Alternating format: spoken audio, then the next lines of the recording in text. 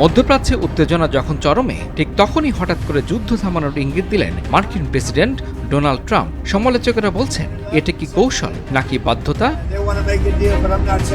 Washington আর জেরুজালেমের চোখে বিজয় মানে ইরানের পারমাণবিক সক্ষমতা ধ্বংস, আঞ্চলিক প্রভাব ভেঙে দেওয়া, এমনকি শাসন ব্যবস্থার পতন। কিন্তু তেহরানের হিসাব একেবারেই আলাদা। তাদের কাছে বিজয় মানে শুধুই টিকে থাকা।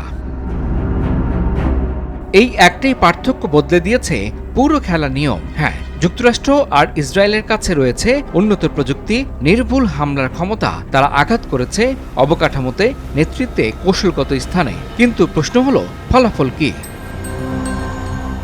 বাস্তবতা হলো, ইরান ভেঙে পড়েনি, শাসন ব্যবস্থা এখনও অটুট, এমনকি পারমাণবিক দক্ষতাও পুরোপুরি থামেনি। তাহলে কি শুধু বোমা ফেলেই যুদ্ধে যেতে চায়?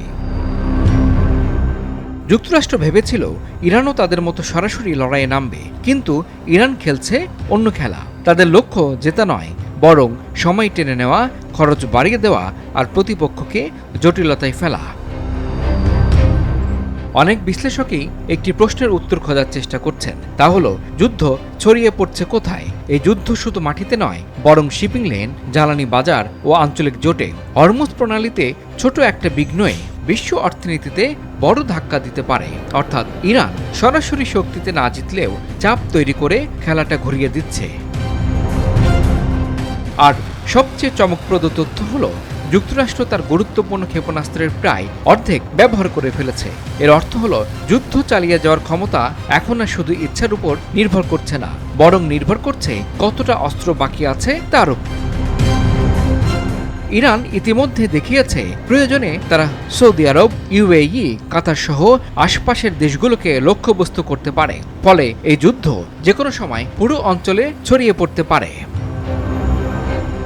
তীব্র গরমে বিদ্যুৎ, পানি, জ্বালানি ব্যবস্থা ভেঙে পড়লে লাখ লাখ মানুষ ঘর ছাড়তে বাধ্য হবে, নতুন শরণার্থী সংকট তৈরি হবে। ফলে এখন সবচেয়ে বড় প্রশ্ন সামনে আসছে, এই যুদ্ধের শেষ লক্ষ্য কি? ইসরায়েল চায় সর্বোচ্চ আঘাত, এমনকি শাসনের পরিবর্তন। কিন্তু যুক্তরাষ্ট্র কখনো চাপ দেয়, আবার কখনো আলোচনা চায়।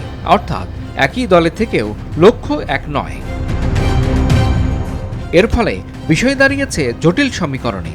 যখন কোনো যুদ্ধে বিজয় কি এটাই পরিষ্কার না থাকে, তখন সেই যুদ্ধ শেষ হয় না, বরং আটকে যায়।